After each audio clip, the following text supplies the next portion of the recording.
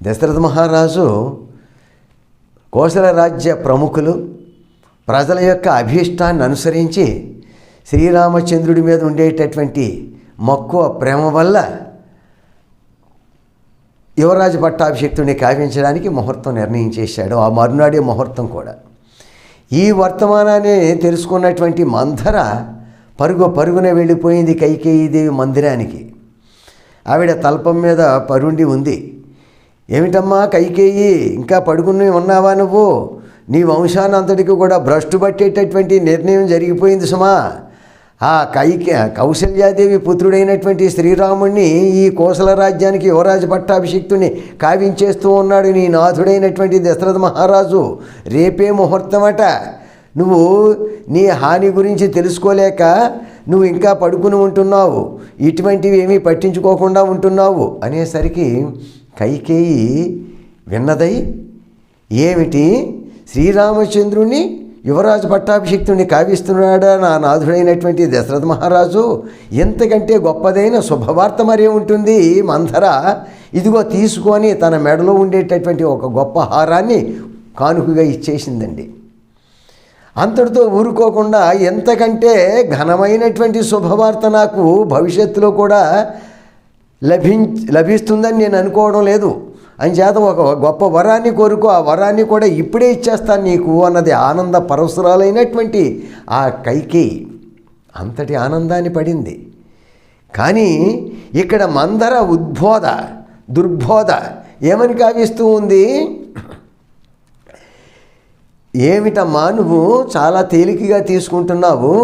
అంటే నీ జీవితాంతం కూడా కౌసల్యాదేవికి దాస్యర్కం చేయాలని నిర్ణయించుకున్నావన్నమాట. ఇక నీతో పాటు మేమందరం కూడా ఆవిడికి దాస్యర్కం చేయాల్సిందే. అంతేకాదు ఇక తరతరాలు నీ తరాల వాళ్ళందరూ కూడా శ్రీరామచంద్రుడికి నీ పుత్రుడైనటువంటి భరతుడు దాస్యర్కం చేయాల్సిందే. ఆ భరతుడి యొక్క వంశీకులందరూ కూడా వాళ్ళ వంశీయులకి కూడా దాస్యర్కం చేయాల్సిందే. ఇక ఈ సింహాసనాన్ని వాళ్ళ వంశీయులే అధిష్ఠిస్తూ ఉంటారు. ఏమిటమ్మా ఇంతటి గొప్ప సదావకాశాన్ని విడుచుకుంటున్నావు? నువ్వు లోగడ 2 వరాలు పొంది ఉన్నావు కదా నీ నాథుడైన దశరథ మహారాజు దగ్గర. ఆ వరాల్ని ఉపయోగించుకునేటటువంటి అవకాశం సదావకాశం లభించింది కదా. ఆ విధంగా నీ కుమారుడైనటువంటి భరతుణ్ణి పట్టాభిషిక్తుడిని కావించడానికి, ఆ రాముణ్ణి అరణ్యవాసానికి పంపించడానికి కోరుకోక ఇలాంటి బుద్ధి నీకు కలుగుతుంది ఏమిటి అని చాలా అనేక రకాలుగా బోధించిందండి మంథర. నిజానికి మంథర ముందు జన్మలో దుందుభి అనేటటువంటి గంధర్వకాంత. బ్రహ్మదేవుడు స్వయంగా పిలిచి, ఓ మంథర, ఓ దుందుభి, నువ్వు కుబ్జగా త్రేతాయుగంలో అవతరింపబోతూ ఉన్నావు. ఆ మంథర అనేటటువంటి నామంతో ప్రసిద్ధి పొంది శ్రీరాముని దశరథ మహారాజు యొక్క పుత్రుడైనటువంటి శ్రీరాముని వనవాసానికి పంపించడానికి, ఆ 3వ భార్య అయినటువంటి కైకేయి పుత్రుడైనటువంటి భరతుణ్ణి పట్టాభిషిక్తుడిని కావించడానికి నువ్వు దోహదపడాలి సుమా అని కుబ్జగా అవతరింపజేశాడండి సాక్షాత్తు బ్రహ్మదేవుడు. ఇక దైవ నిర్ణయం, విధి నిర్ణయం, విధాత నిర్ణయం ఎవరు కాదనగలరు? అంచేత మంథర అనేక విధాలుగా ఆ కైకమ్మని ఆ ఆలోచన నుంచి, ఆ ఆనందం నుంచి మరల్చి ఆవిడ కృతకృత్యురాలయ్యింది. భరతుడిని పట్టాభిషిక్తుడిని కావించడానికి, ఆ శ్రీరామచంద్రుని అరణ్యవాసానికి పంపించడానికి. ఇదంతా విధి నిర్ణయం నిజానికి.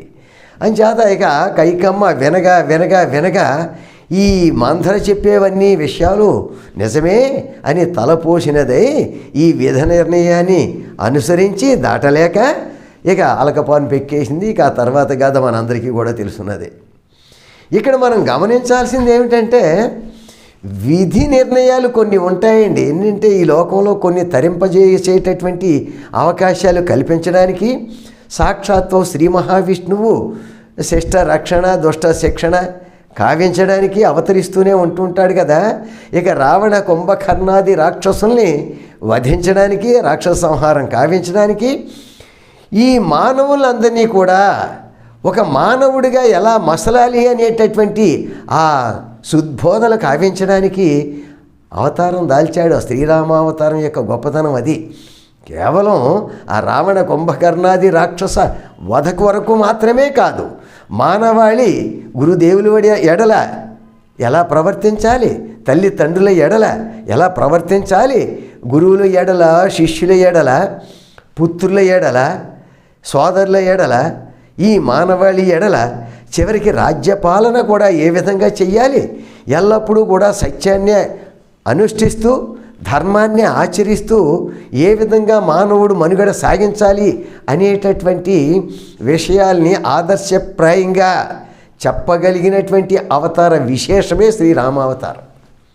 అంచేతనే రామావతారం మానవాళికి ఆదర్శనీయమైనటువంటి మహత్తరమైనటువంటి అవతార విశేషం అది. అందుకు ఈ విధి నిర్ణయం కూడా ఈ విధంగా తోడ్పాటు అందివ్వాలి.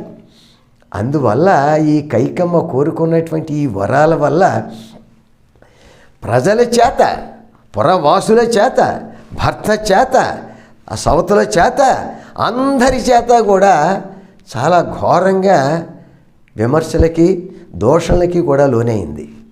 అంతకంటే తన పుత్రుడైనటువంటి భరతుడి చేత అందరికంటే కూడా అధికంగా దోషణలకి గురైంది. చివరికి ఆ భరతుడు ఈ తల్లులతో పాటు, ప్రముఖులతో పాటు, పుర ప్రముఖులతో పాటు, పండితులతో పాటు, మహర్షులతో పాటు ఆ శ్రీరామచంద్రుని తీసుకొచ్చి పట్టాభిషిక్తుని తిరిగి కావించాలనేటటువంటి ఆకాంక్షతో బయలుదేరతాడు కదా వనవాసానికి. సపరివార సమేతుడై 3 తల్లులతో కూడా వెళ్ళినప్పుడు మొదటగా భరద్వాజాశ్రమాన్ని సందర్శిస్తాడు. ఆ భరద్వాజుడి యొక్క అనుమతి మీద అందరినీ కూడా ఆశ్రమంలోకి రప్పిస్తాడు. గొప్ప విందుని ఏర్పాటు చేస్తాడు ఆ భరద్వాజుడు. ఇక నీ తల్లుల్ని పరిచయం చేయవయ్యా అంటాడు భరతుణ్ణి. కౌశల్యని పరిచయం చేస్తాడు చక్కగా. ఆ విధంగానే రెండో తల్లి అయినటువంటి సుమిత్రాదేవి, దశరథ మహారాజు యొక్క భార్యామణి, రెండో భార్య అయినటువంటి సుమిత్రాదేవిని కూడా సద్గుణాల రాశి అని సంబోధిస్తూ పరిచయం చేస్తాడు. అక్కడ కూడా తన కన్న తల్లి అయినటువంటి కైకేయిని తీవ్రంగా నిందించడమే కాదు, దూషించి మరీ పరిచయం చేస్తాడు. అప్పుడు భరద్వాజ మహర్షి అంటాడు, సర్వజ్ఞుడి కదా ఆయన, భూత భవిష్యత్ వర్తమాన కాలాలు తెలిసినటువంటి మహర్షి కాబట్టి ఆయన అంటాడు, భరత, ఎన్నడూ కూడా కన్న తల్లిని విమర్శించకూడదు, నిందించకూడదు, దూషించకూడదు సుమా. అంతేకాదు, రాముడు వనవాసం వెళ్ళడానికి ఒక గొప్ప కారణం ఉంది.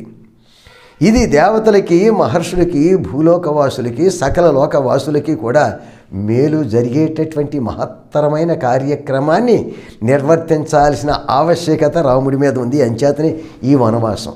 అంచేత ఎన్నడూ కూడా నీ తల్లిని నిందించకు అన్నాడండి. ఇక అక్కడి నుంచి విడిచిపెట్టాడు. మనం అనుకుంటూ ఉంటాం కైకమ్మ చాలా చెడ్డది అని, మందర చాలా పాపిష్టిది అని. కానీ ఆ బ్రహ్మదేవుడే పంపించాడు మందర్ని. పాపం గంధర్వకాంత ఆవిడ, దుందుభి అనేటటువంటి గంధర్వకాంత. ఈ కార్యక్రమానికి ఆ విధంగా దోహదపడినందువల్ల మందర ఆ విధంగా ఆ కైకమ్మకి నచ్చజెప్పాల్సి వచ్చింది. ఈ కార్యక్రమానికి ఆ విధంగా తోడ్పడాల్సి వచ్చింది. ఇక కైకేయి కూడా శ్రీరామచంద్రుడంటే అంత ప్రేమని కానుక ఇచ్చింది. ఇక గొప్ప వరాన్ని కోరుకోమన్నది. కానీ ఈ విధి నిర్ణయాన్ని దాటలేక శ్రీరామచంద్రుడు వనరించవలసినటువంటి ఆ మహత్తరమైనటువంటి కార్యక్రమానికి విధి నిర్ణయం ప్రకారం కూడా దోహదపడాలి కాబట్టి ఆ విధంగా జరిగింది. కానీ నిజానికి ఆ కైకేయి చెడ్డది కాదు, ఈ మందర పాపిష్టిది కాదని మనవి చేస్తూ స్వస్తి.